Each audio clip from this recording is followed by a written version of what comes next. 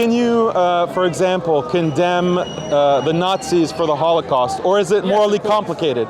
Why is that? Yes, of course, it's black and white when it comes to them, but when it comes to Palestinians, then it's complicated, it's gray, we can't make a moral judgment. I don't think any human being is 100%. We're implicated and connected with each other. Everybody is culpable of being suboptimal. So the Jews were culpable for the Holocaust?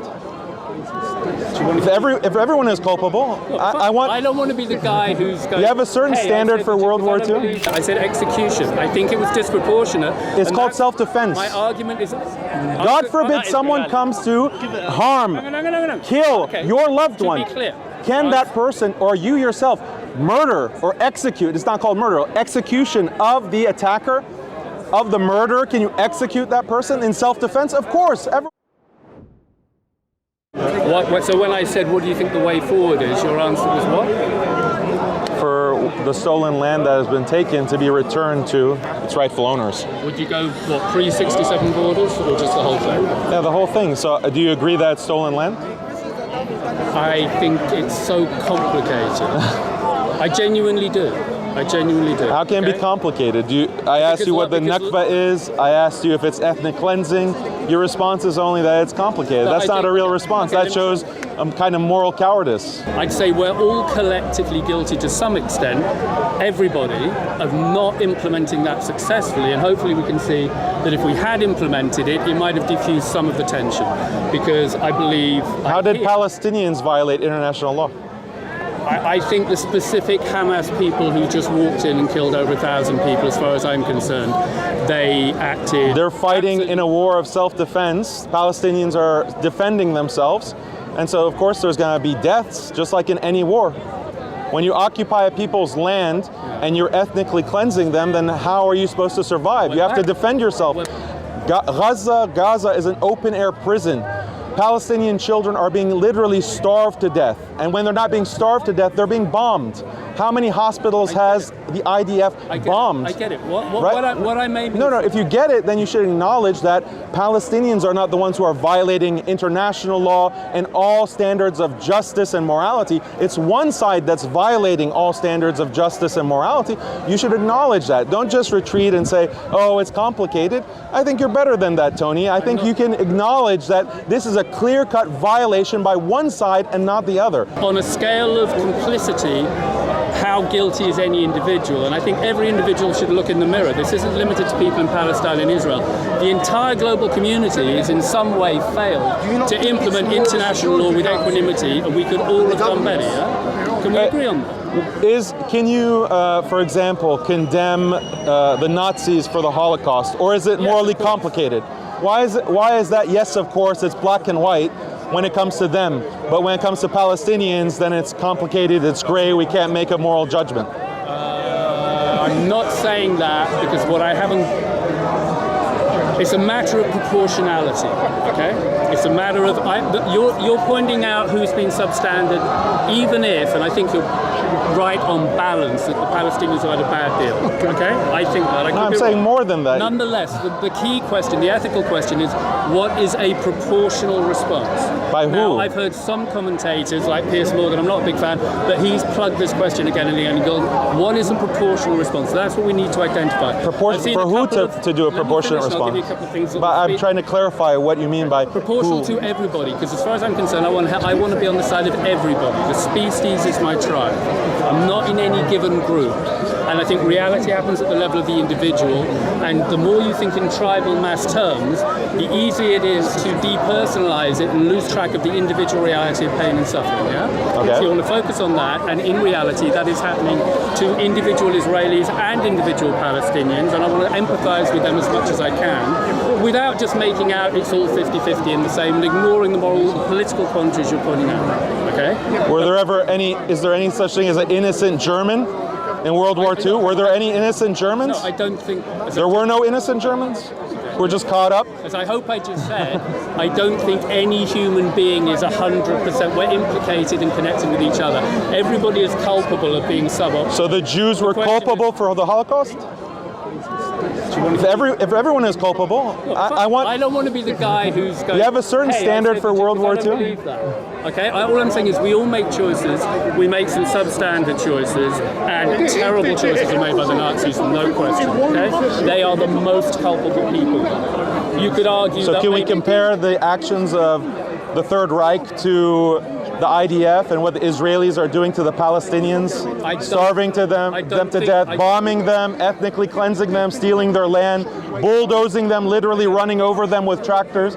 We can't compare that to genocides? I think you can make, if you want to make a comparison, I'll go on an edge and go there.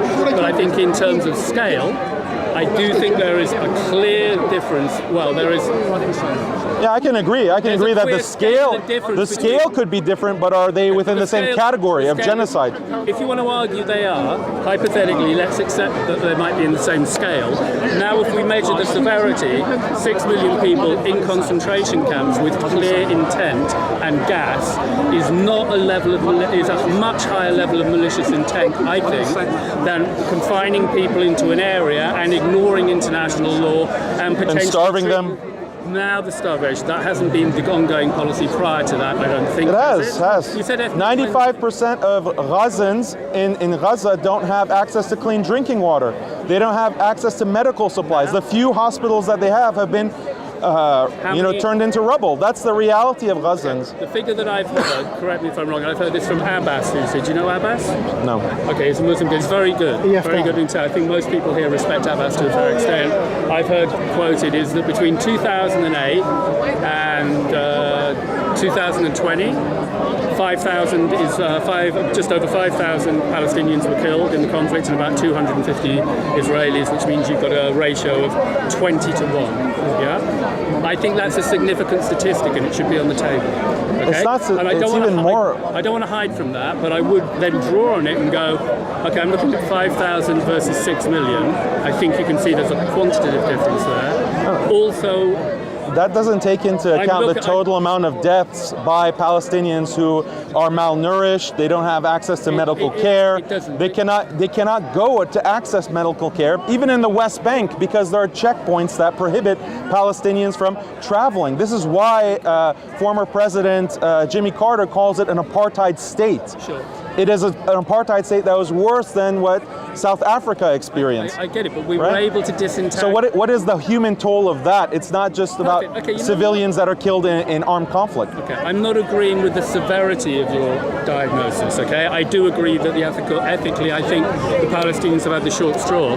That does not mean for 1 minute that I support what Hamas did, and as I've said, on that day, I'd be on the ground helping to defend those people, okay? Because helping to defend Palestinians? Helping to do, no. Why? Why? You're saying you're this close to acknowledging that the Palestinians are being ethnically cleansed, but you still want to defend the ethnic cleansers? Okay, no. The settlers? That's what the settlers are doing. I haven't reached the point where I'm agreeing with the level of ethnic cleansing which is comparable to the Holocaust. Number two. You just agree with a little bit of ethnic cleansing. No, I think not 6 million. Maybe a little bit lower number of ethnic cleansing is okay. Okay.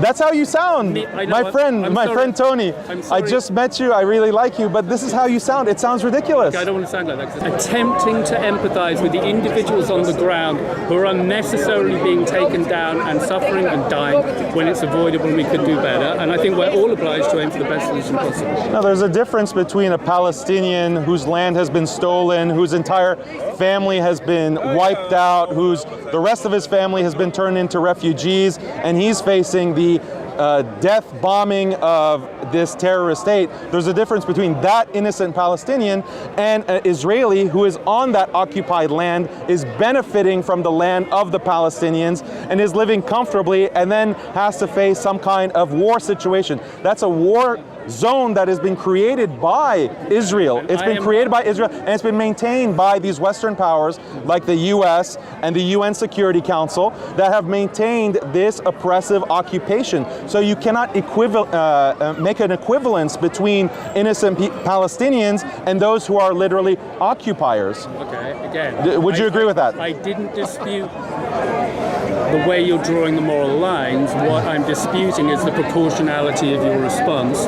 And what response? What is the response? The fact that you seem that we should always aspire to. Are you talking about 40 decapitated babies? No. That was proven to be a hoax? Okay, I don't know that's proven. How about the raped ravers that turned out to be a hoax? I don't know that's a hoax.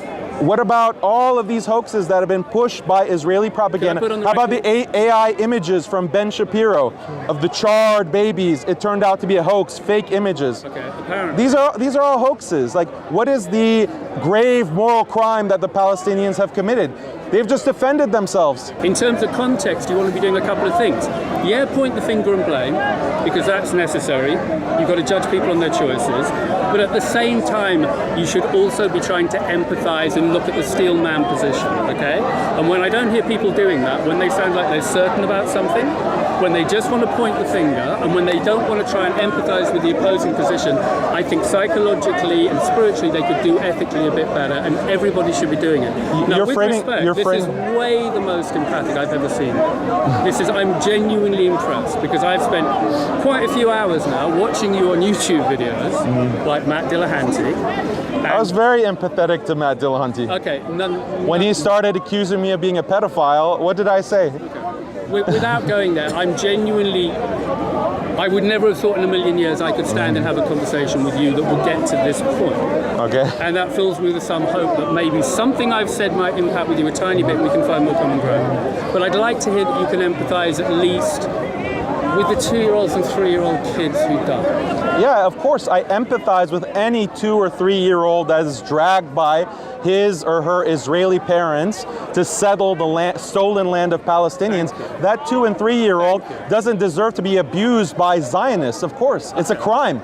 It's a crime that Israel is perpetrating, that the Zionist settlers are perpetrating. Absolutely. The thing is that you're framing it as two innocent sides, and let's empathize with both. I framed it as everybody on the planet Earth is culpable to some degree. I'm not culpable of ethnic cleansing, and neither are you, Tony. No. We are culpable of we could have done better by the state of Israel and Palestine collectively as an international community if we had enforced international law more diligently with more ubiquity. No, we could have done better. We could have done better by not creating an Israeli state on someone else's land. I agree. Okay. And ethnically cleansing the people who are from that land, who are living on that land. That's how we could have done better. Why do you draw the line at 1967? Go back to 1945. We could have done better, right? I do. If I went back to... Okay, we agree. No, we don't. That was how we started. How we started the conversation. You asked me, how do we solve this situation in the Middle East? I said that the Zionist state needs to give back its stolen land. And now you agree with me that if we go back to 1945, the international community could have done better by not stealing that land. We're agreed, Tony. Definitely. I can imagine Marshall said to Truman, if you put the state of Israel here, 50 years from now, trouble. Okay? I believe that's the case. I didn't. Marshall said to Truman. Yeah, I think. I'm saying a lot of things here, incidentally. My partner is Jewish, I should point out. Okay? So she's already, I'm going to get a lot of flack. So I'm trying, this is on camera. So I'm trying to seed a lot of points to you in the hope that I can bring you back. You're a brave man, Tony. Thank you. You're a brave man. On the question of proportionality, because my argument doesn't pivot on technically who was legally right or wrong or morally right or wrong. It pivots on proportionality.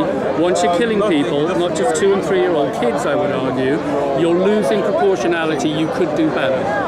If I went back, so personally now, apologies to my partner, if I went back to 45, 48, and I was there then, I may well have looked at it rather differently. Okay? Thank you. Okay. That's it.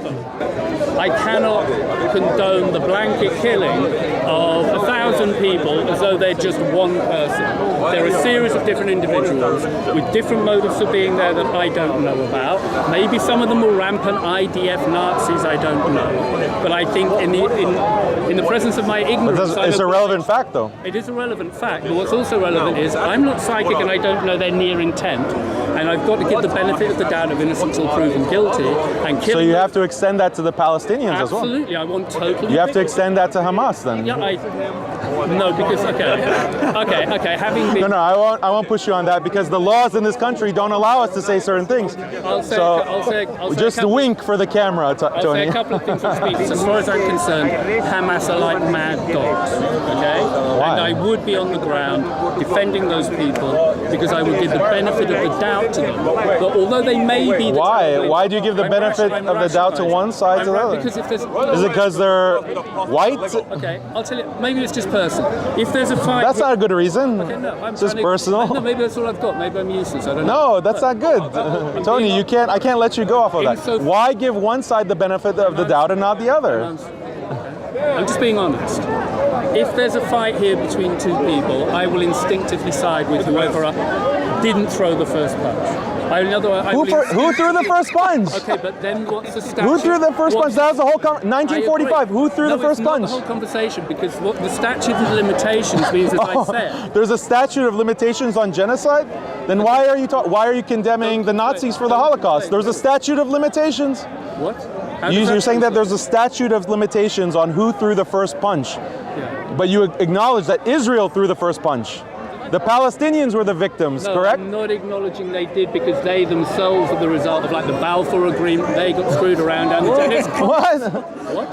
The Palestinians screwed themselves over with the Balfour Agreement? The Israelis. Okay, The Israelis got screwed over let's by clarify. the British. The Israelis got screwed over by the British. The British There was no Israel. The British created the state of Israel. We need a word that we can use to refer to those people. I chose to call them Israeli. What do you want to call them? The Jewish people. I The Jewish people. Because Jewish people live everywhere in the world. Zionists. The people who live Zionists is No, but Israel is a state for all Jewish people Jewish Zionists. around the globe. I just need pick any word you want that's vaguely accurate for the group of people who live on that real estate. Okay. It was Palestinians.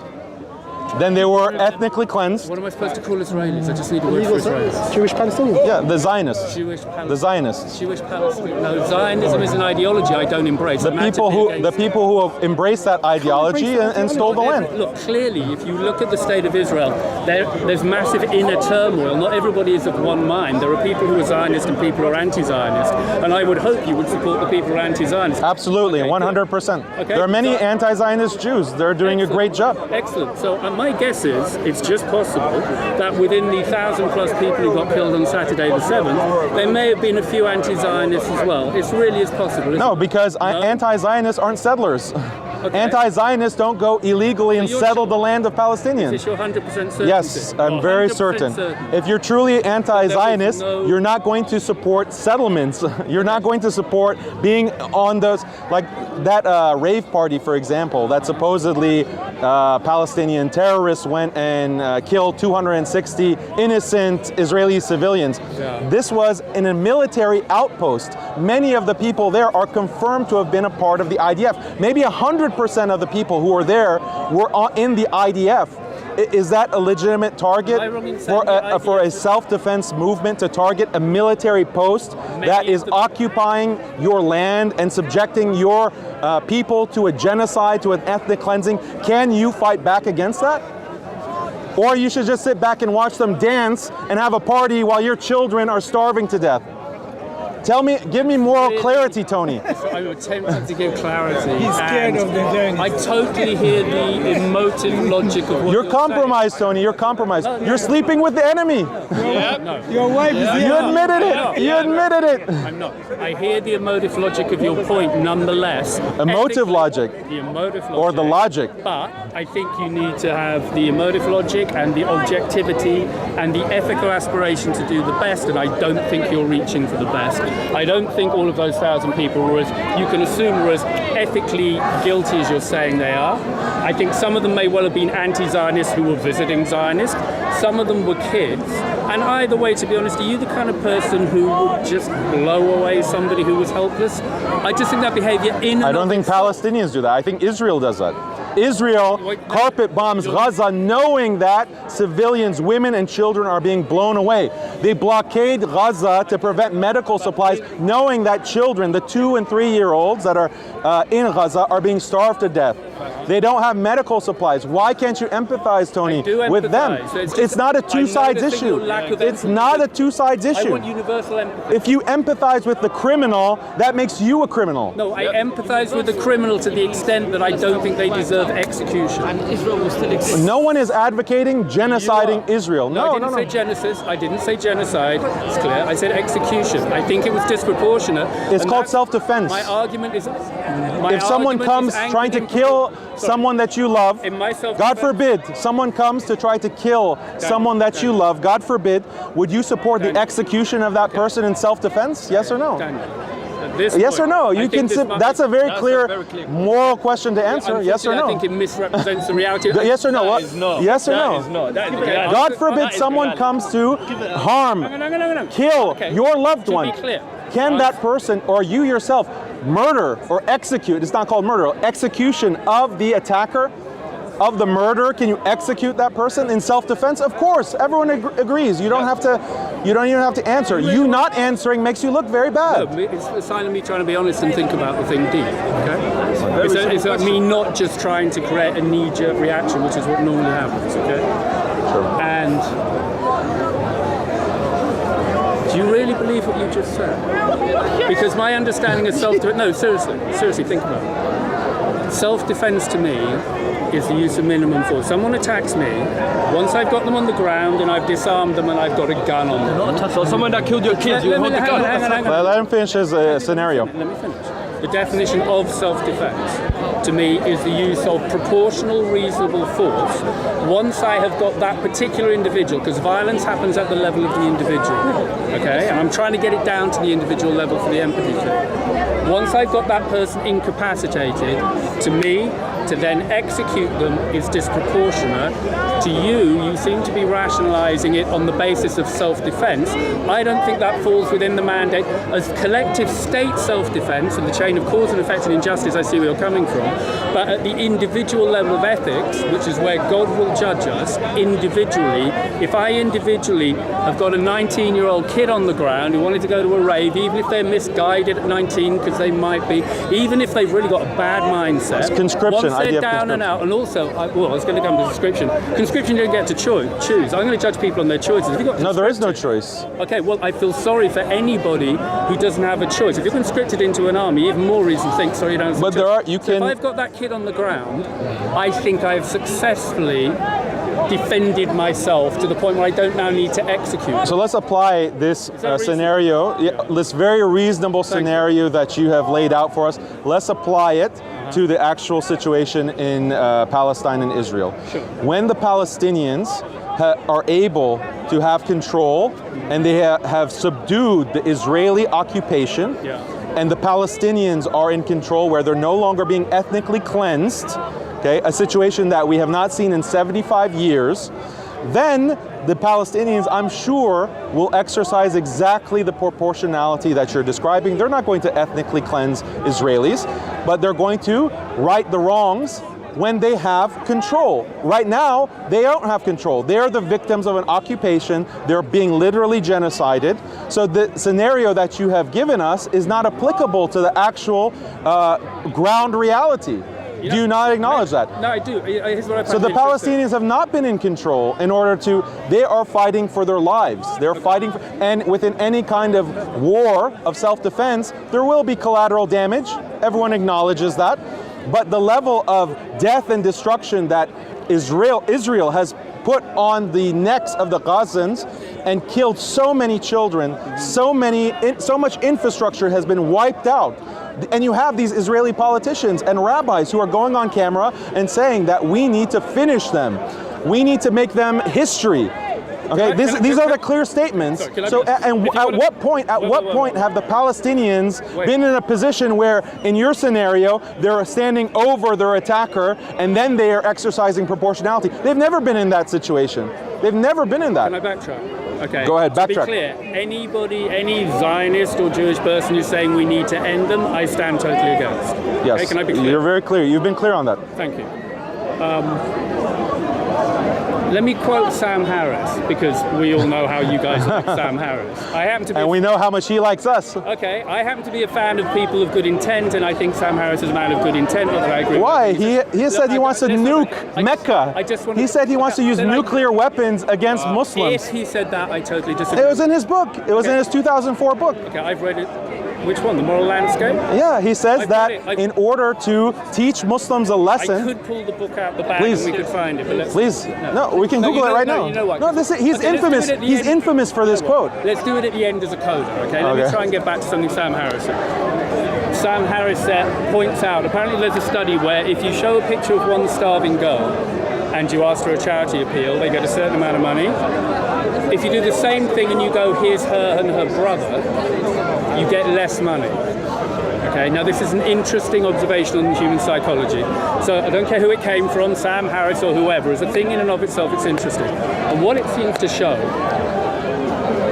is that the more we think about people collectively, the more we dehumanize them. Sorry. We good? Please, go ahead. Okay. What I infer from that psychology experiment is that the more we treat people as masses and groups, the easier it is to sort of lose empathy, yeah, and think of them in an anonymous sense.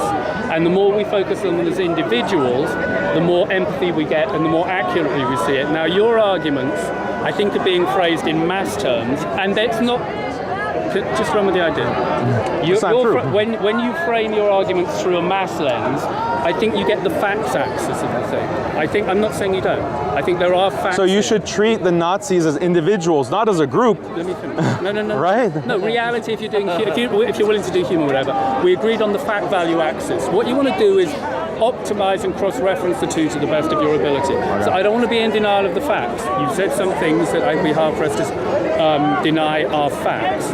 But now I've got to work out how to evaluate them. And I think when you're evaluating the facts, do it at the level of the individual. Try to prioritize that over doing it at the level of the group. When you do it at the level of the group, you fall short of what I think is your fitra and your moral potential. So I don't mind if you want to phrase it collectively as the Israelis do this and the Palestinians do that. And there are facts in there, no question. But I'd like to see you simultaneously then trying to evaluate to the maximum concentration on each particular individual, giving benefit of doubt on both sides with equanimity. I'm just saying it is complex when you look at it at the individual level, but it is so cathartically easy when you look at it at the collective level, and we all want the simplicity of going, I'm right, you're wrong, my tribe, yours. That feels good. Short term, long term, it seems to give you increasingly bad payback. Like You didn't ask me about an individual Israeli or an individual Palestinian and what is the solution for that individual. You asked me what is the solution in the Middle East. I thought I'd put an individual 19-year-old on the ground and an individual you with a gun above them and asked them what you think would be a proportional response. The individual 19-year-old, Yeah. okay, once he is subdued, Yeah. he can be taken as a prisoner of war. And this is what the Palestinians did. They took many prisoners of war, Actually, and these are being labeled as hostages. So would you think that that's proportionate? Once the 19-year-old is on the ground and he's taken by the Palestinians as a hostage to use as leverage against the Israelis to prevent hospitals and refugee camps from being bombed, would you agree that that is a proportionate response to take those hostages, or those prisoners of war rather? Do you know how much trouble I'm in with my partner? Okay, you get. I can see that somebody because then I'm going to bring it back to the question I actually asked you rather than the one you answered. No, I answered it. But no, actually you didn't. It wasn't the The question. 19-year-old. I answered the 19-year-old on the ground. I'm going to do I the agree. courtesy of asking your question first. Okay. Probably ending a 30-year relationship. Okay. Then I'm going to re-ask you the question. Maybe you'll find better. Maybe you'll find better, Tony. Let's not even go. I can see that you could conceivably make a cogent argument for what you just proposed. However, the question I asked you was, if there's an individual 19-year-old on the ground, and you don't know what their motive is, they may be rampant Zionists, or they might not be, or even at 19, maybe you can be misguided if you're brought up in a culture that makes you think a particular thing, etc., etc., Allah the Merciful, God the Merciful, and you've got a gun, You personally, and that was my question, would you personally consider it proportionate to execute them? Yeah, if it's a combatant, yes. I'm saying it's a non-combatant. If it's an unarmed, even if it's an armed, if it's a person, even if it's a child, yeah, no. No, I gave you a 19-year-old. 19-year-old. Okay. If it's a male 19-year-old, they are part of Israel's war machine. That is the laws of war. Internationally acknowledge that someone who is part of the army or conscription or in the reserves, that is a legitimate target. Okay, but once they've surrendered, I think the Geneva Convention, and you don't have to sign up for that, but it strikes me as quite a good idea. I think the Geneva Convention would argue, ethically and correctly, that once you've incapacitated your enemy, no matter how bad they are, at that point you don't then drive the point home by executing them if they're choosing to surrender. And I would hope, surrender. Okay, now if we're agreeing in the idea that we need international law for everybody with equanimity, Palestinians, Israelis, everybody, it's a noble aspiration. I think the Geneva Convention should be included in that, and I would hope that I would definitely not choose to kill that person. Okay? It sounds like if you're undecided, that's a good answer for me. I don't need a yes, no. Are you in any moral doubt at all as to whether or not you should pull the trigger? No, we're asking a much simpler question. No, I'm asking this question. And because I've now ended my relationship with my partner, just to keep this going, because I'm surprised how constructive it is, could you address the actual question I asked? Yeah, so would you? I'm not asking yes, no. I'm asking on an ethical scale. How do you feel? Is it possible that you're not sure? No, with it, I want to answer on a principled basis. Okay. So I have to answer on the principle of Islamic law and what Islam actually allows. Now, what Islam's rules of law are is that when there is someone who is of age, so it doesn't even have to be 19 years old. It can be any kind of someone who's a teenager who has reached the age of puberty. That male, as long as it's a male, can be targeted within war. If they surrender, then it's up to the emir, it's up to the caliph or the general to decide whether to take prisoners of war as slaves, for example, or as prisoners to be ransomed. That is up to the emir to decide that. But what ethical ruling from an emir would you personally say was optimum in that situation? Well, it depends on the situation on the ground. This specific situation, yes, with a specific 19-year-old and you. Yes, because there might not be an opportunity to take a prisoner of war, and then you run the risk of that 19-year-old going back and joining the ranks and fighting back and killing many of your women and children. So this is standard laws of war, not just in Islam. In every religion has the same standards, except Jewish laws actually go much further in licensing the killing of women and children as well. So I talked about Islamic law. I gave you a very principled answer. So acknowledge that this is something found in many other religions that go much farther in justifying the killing of women and children. Within Jewish law, based on the Talmud and the Torah and the Bible, they actually sanction the killing of women and children. And that's why they feel justified in carpet bombing Gaza. Which I'm against.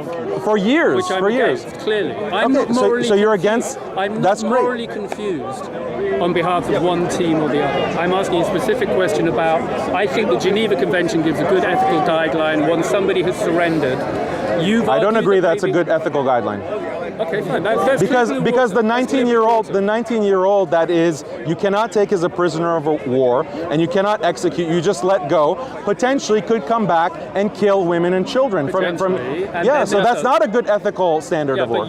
So you're deciding to not give the benefit of the doubt to the possibility they won't be that person who'll come back and do it. There is no benefit of doubt when they've engaged in combat against you. Well, they went to a raid. Okay. Yeah, in occupied territory, at a military outpost. That's not an ethically neutral action. I think you'd agree with that, Tony. I don't think it's ethically neutral, but I'm Thank you. No, I don't think it's ethically neutral, but I do think there is proportionality, and I do think when someone has surrendered, I would abide by the Geneva Convention. So when you have proportionality, when you mention the word proportionality, or Piers Morgan mentions the word proportionality, what is the equation that we're looking at? Because the equation doesn't start on October 7th. The equation starts in 1945. And we have to look at balance the equation by taking the entire history into account. The people that were in 1945 alive and displaced, they're still alive. I don't want to argue They're still against that, living. but we've always got to look Then at we the agree. history. Then we agree. But Then Hitler- when you mention proportionality, have that equation in mind, am. not a constrained, limited No. political definition from Zionists, right? Look, hang on. What I've said about, I'll go back to what I said about Hamas, which you won't like. Hamas to me are mad dogs, okay? Yeah, why? I would wait. Hang on. This is why it's Compared to the IDF, why? How? I'm not comparing with the IDF for a minute. I'll just make a stand. So if they're mad dogs, then how bad are Giving you IDF? my personal horrible prejudices as a terrible human being. To me, the Hamas people who came over and killed them are mad dogs. I take that, they've crossed the line. I would have defended those people. However, I'm not oblivious enough of reality to notice that they didn't get born mad dogs, okay? There are a series of historical facts which contributed to them becoming that, and anyone who stands back, if you kick a dog long enough, don't be amazed if it goes mad, okay? These are very prejudiced language, Tony. Hang on. Don't call Palestinians dogs and kicking them. Okay. You didn't mean it. You didn't mean I it. forgot. Dog has a mad. Can we pick a different animal? What's an Yeah, okay but animal? then what's even then what is worse? my Then what is point- worse? Then my when you have point- people who aren't being kicked, they've stolen all of this land, and yet they're still so bloodthirsty that they literally celebrate the bombing of women and children, the bombing of hospitals. Are you seeing social media how these Zionists are celebrating the deaths I'm of not backing them. 2-year-olds, infants? calling them against dogs. them. Then why you're not calling them dogs? You're not calling them dogs, you're calling Hamas dogs. Hang on. No, because That's the problem. But no, you the did. reason You I'm said that calling you're the word prejudiced. dog is a fact, You and I said, pick we a need different to animal. talk about your prejudice, Tony. we do. This is a problem. When I said mad dog, I was trying to see to the fact the Palestinians have had the bad deal. Okay? In other words, if you treat something badly long enough, eventually it will go kind of crazy. It sounds like you're justifying terrorism. Well, no, I'm trying to contextualize. I'm trying to contextualize what I think those people did.